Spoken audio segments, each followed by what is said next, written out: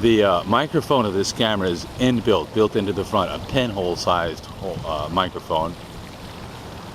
It captures my voice very well, and I believe even at this distance of about 60 to 70 feet from the fountain, you can probably hear the water.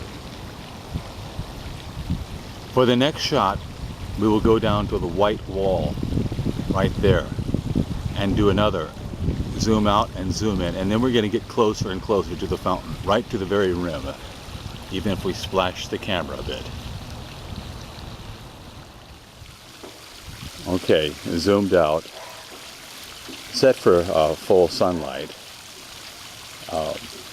center weighted balance for overall exposure. The fountain should be best exposed in this image. The yard may be a bit dark. It's a very bright day in early November 2009. Now let's stop the camera because, as I said, it cannot zoom while it's running. Let's do a full 3x zoom. Listen for the fountain sounds, how well the microphone picks it up.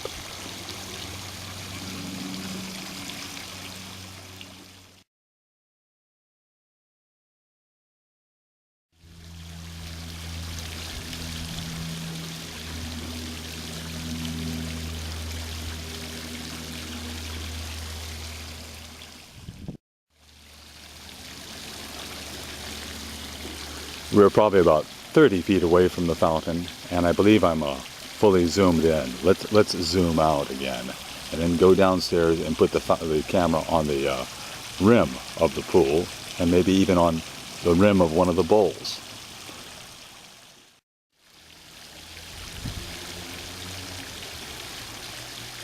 So there we are. Now I'm going to go downstairs and do what I just said, and that is put the camera on the rim, and we'll watch the water dropping and see how well the monophonic microphone picks up the sound of water dripping and how clear my voice is.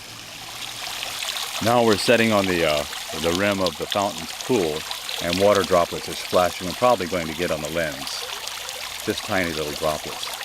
This camera cannot focus, do macros and video mode, so I think that this coping here will be a little bit out of focus.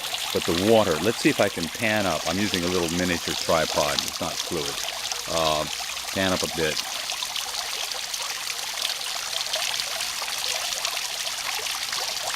I'm going to stop the camera, that way it will be allowed to refocus. Let's watch the water dropping into the pool. Okay, this is both an audio and a video test. With 8-bit audio, you can only get so much fidelity. It's not stereophonic sound, but that's not really important for the use this camera is going to be seeing.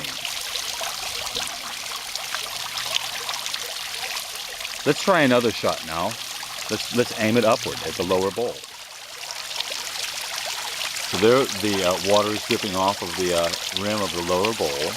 The lower bowl should be in pretty good focus and pretty good exposure. Now, this is not going to be smooth, but I'm going to pan upwards to show the higher bowls. I can't see very well. Let's pan up slowly. Like I said, I'm using a little miniature tripod, so pardon this. Remember, it can't refocus while it's shooting, so what we're going to do, I can see there, I can see the topmost, well, you can't see the topmost bowl, but you can see the water dripping. Let's put this so that the little square rectangle is right in the middle. Stop the camera, refocus, and start again. Okay, so now we've just restarted. That means it took a new focus. Primarily, I would hope, on that middle bowl. That should be in the sharpest focus.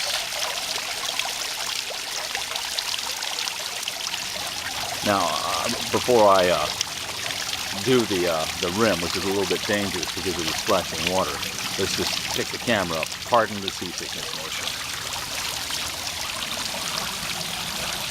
Remember, I'm zoomed out. This should not be in very sharp focus. But we're getting an idea of the color of the trees. I'm going to stop the camera, even though I'm hand holding it. Start again so we'll get a fresh focus. And we'll see. See, I've got the flume there and near the center, but let's see how it does on the palm trees in the background. Those are about, another 50 feet away. Okay. New focus. How is everything in focus, considering that the camera is vibrating a bit, because I vibrate a bit.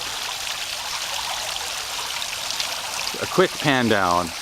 There's a very brightly lit gray concrete wall. How fast does it adjust? Now we'll go up to the green trees. Beautiful green. How fast does it readjust? There. Looks like it's coming through fine. Down. Iris closes. Up. Iris opens. Stop the camera, refocus. Starting the camera again, and now it's focused on the rim of the pool and the dripping water.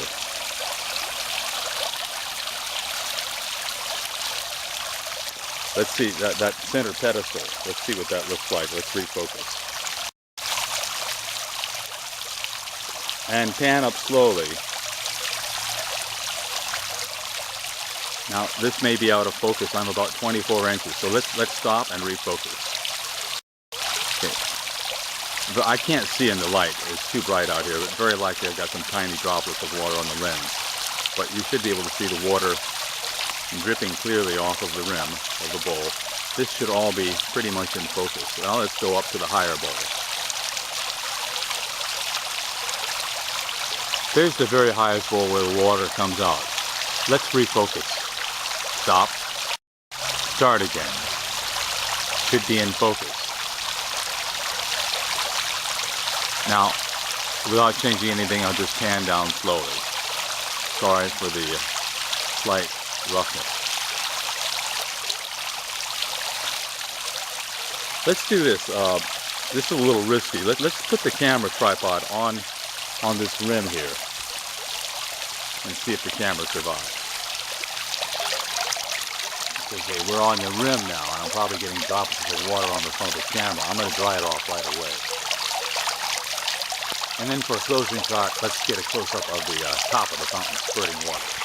Okay, now, I'm fully zoomed out, and I'm atop the fountain standing on one of the lower bowls. Free-holding the camera, so it shakes a bit. And yeah, like I thought, some water splashed on the camera, a little bit. But I carry a microfiber cloth and quickly get that water off. Right now, there shouldn't be any water droplets in the lens. How does it do motion? Is the motion of this fluming water interesting, or does it hurt and jerk after it's been YouTube compressed? This is old-fashioned. This Casio E12 uses the old-fashioned, now pretty much outmoded, motion JPEG. And I found with the newer compression systems that are much more highly compressed, lower bit rate, that things like this will appear jerky. Oops, I better not splash my camera directly. And so there we are. And for a final view before I fall on my ass, you can see where I started from.